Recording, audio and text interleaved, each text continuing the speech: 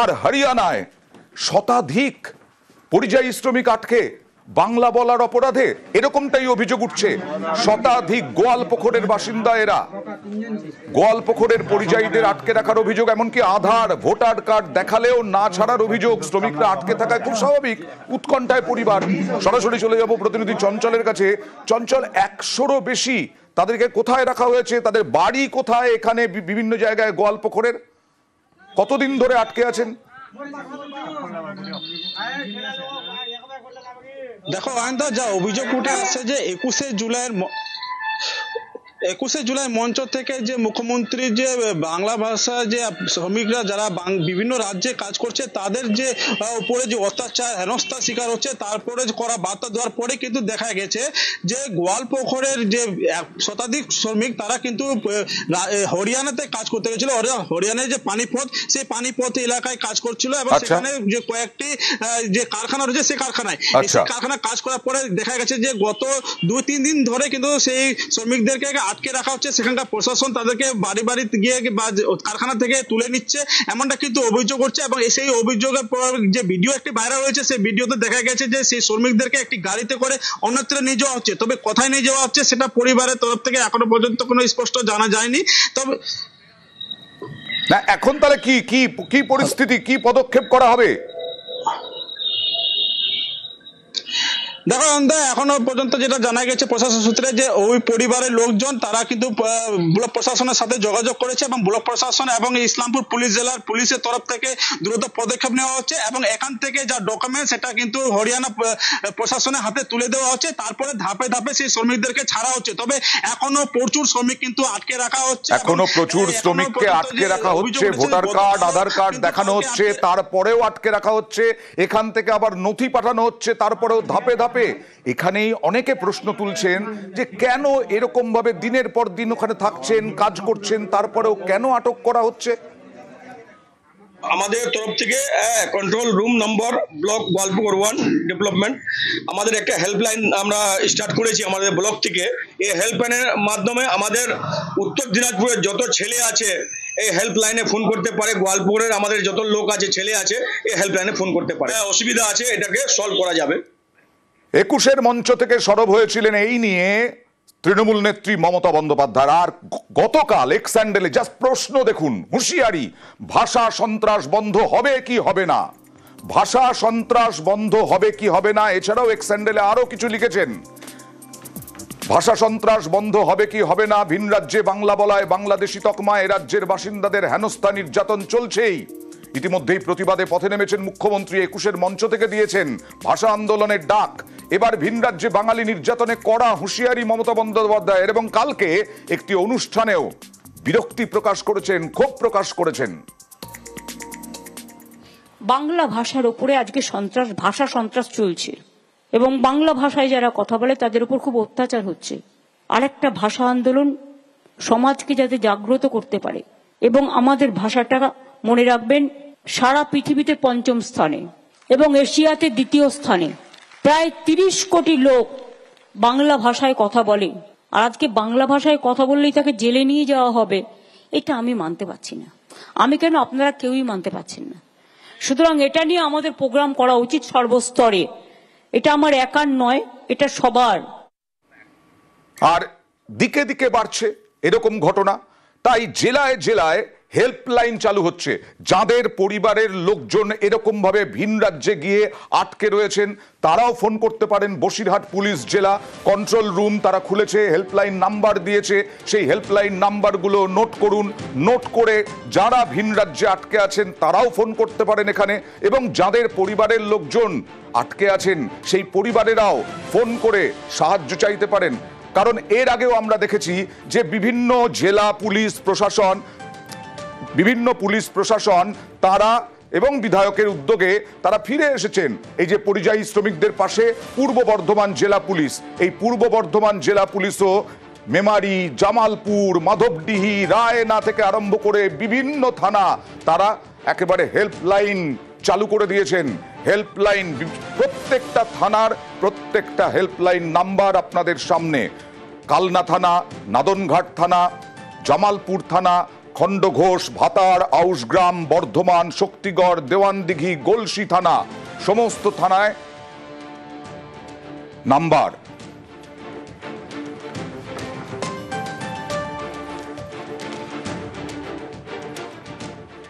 গত কয়েকদিন ধরে দেখাচ্ছি অঞ্জলি শীলের কথা। তার নামে এনআরসি নোটিশ অসম সরকারের থেকে। তিনি মুখ্যমন্ত্রী মমতা বন্দ্যোপাধ্যায় ক্ষোভ প্রকাশ করার পরে তিনি শক্তি পেয়েছেন, ভরসা পেয়েছেন, আর এবার হাতে পেলেন সেই এনআরসি নোটিশ। হাতে পেলেন, কিন্তু আতঙ্কিত নন এখন আর। হাতে পেলেন তিনি এই এনআরসি নোটিশ। সোশ্যাল মিডিয়ায় ঘুরছিল এনআরসি নোটিশ।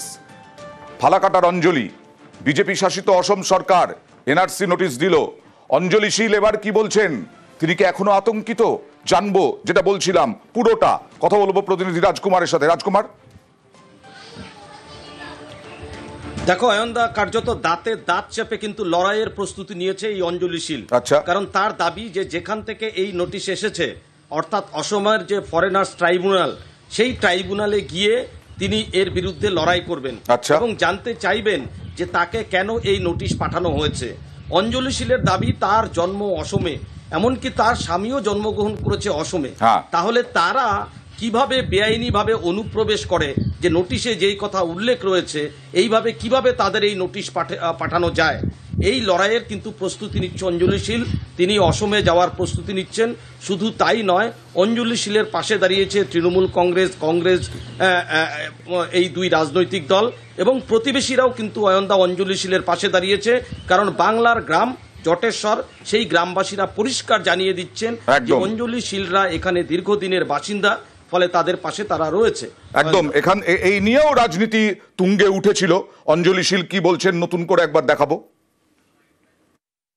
সকাল 8টায় নোটিশটা আমাকে থানার ওসি সাহেবরা এসে আমার হাতে দিয়ে গেছে। যেহেতু আমার আসাম থেকে আসছে, সেটা আমার আসামে যেতে হবে। আমার ভাই আছে, আমার বাবা আছে, তারা ওইখানে আত্মীয় স্বজন অনেক আছে। তাদেরকে নিয়ে আমি বিষয়টা ভাববো, কি করা যায়, কি করলে ভালো হবে, বা এটা আদৌ সত্যি কি মিথ্যা, সেটা আমি ওখানে গিয়ে যাচাই করব।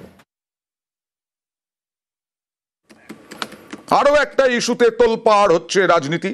স্পেশাল ইন্টেন্সিভ রিভিশন ভোটার তালিকা বিহার দিয়ে শুরু হয়েছে, এবার কি বাংলায়? এই নিয়ে জল্পনা শুরু হয়েছে, কিন্তু লোকসভা রাজ্যসভা চলছে না।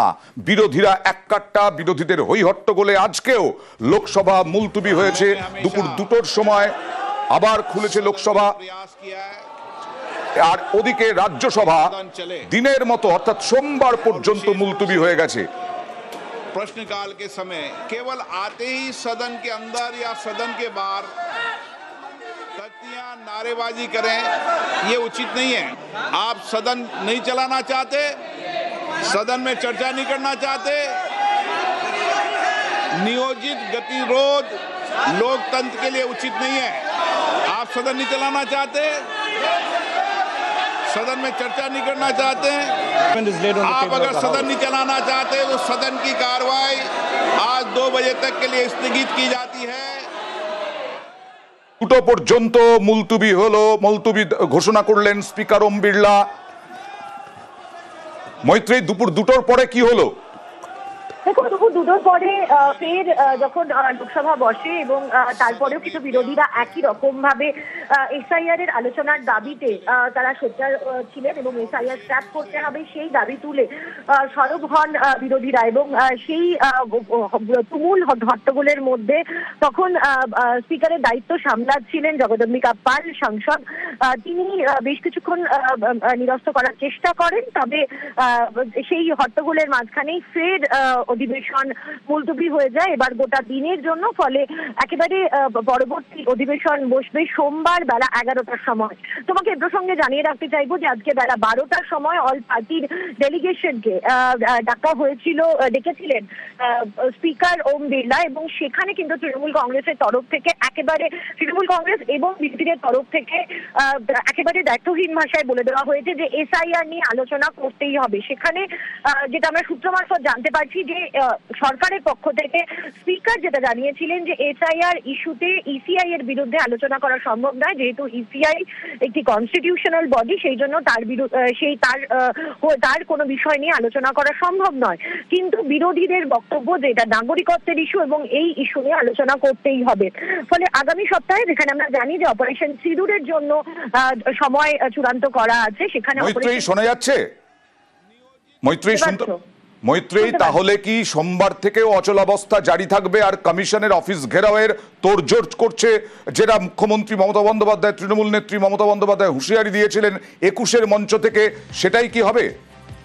দেখো, তৃণমূল কংগ্রেসের তরফ থেকে কিন্তু সেই ইঙ্গিতই দেওয়া হয়েছে যে তারা প্রয়োজনে অন্যান্য যারা ইন্ডিয়া ব্লক পার্টির যারা সদস্যরা রয়েছে তাদের সাথে কথা বলে প্রয়োজনে জাতীয় নির্বাচন কমিশন ঘেরাওয়ের কর্মসূচি তারা নেবেন এবং তারা সংসদে তাদের যে দাবি অর্থাৎ এসআইআর, তাদের অন্যতম মূল দাবি এই এসআইআর নিয়ে আলোচনার দাবি তারা জানাবেন এবং তারা আগামী সপ্তাহেও তারা সরব থাকবেন। ফলে সেক্ষেত্রে দাঁড়িয়ে যদি তৃণমূল কংগ্রেস এবং অন্যান্য বিরোধীরাও সরব থাকেন, তাহলে আগামী সপ্তাহেও কিন্তু সংসদ উত্তাল হওয়ার সম্ভাবনা রয়েছে এই এসআইআর ইস্যুতেও।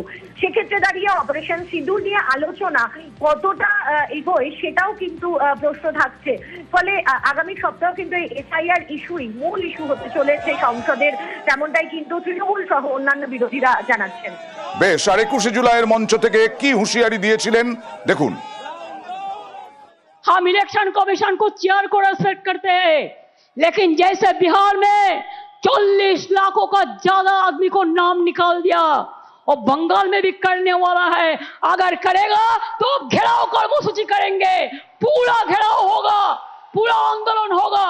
हम नाम काटने नहीं देंगे, हम नाम डालने नहीं देंगे डिटेंशन कैंप में। অন্যান্য দিনের মতো 5 দিনের অধিবেশন বিহার বিধানসভায়, কিন্তু সেই বিহার বিধানসভাও অচল। আরজেডি এবং কংগ্রেসের বিক্ষোভে বিহার বিধানসভাও আজকেও অচল।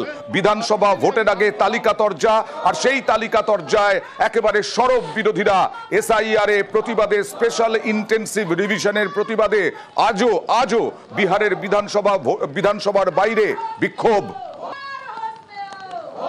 विरोध करेंगे। बिहार के जनता का सवाल है, गरीबों का सवाल है, गरीबों का नाम कट रहा है सबको। जो बाहर गया 4 करोड़ लोग, उसको क्या होगा? उसको तो वोटर आई कार्ड नहीं मिलेगा, वो वोट से वंचित हो जाएगा। तो इसीलिए हम लोग घेराव कर रहे हैं। 5 दिन से चल रहा है, 5 दिन से घेराव। जवाब देना चाहिए सरकार को, जवाब देना चाहिए मुख्यमंत्री को कि हम लोग विरोध करते हैं। मुख्यमंत्री बोले कि हम विरोध करते हैं, ये गलत काम हुआ है, क्यों नहीं बोलते हैं? जवाब क्यों नहीं सदन में देते हैं?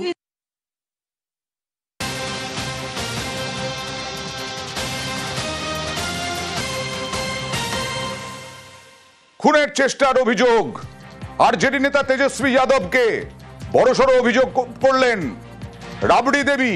বিস্ফোরক অভিযোগ, কি বললেন দেখুন।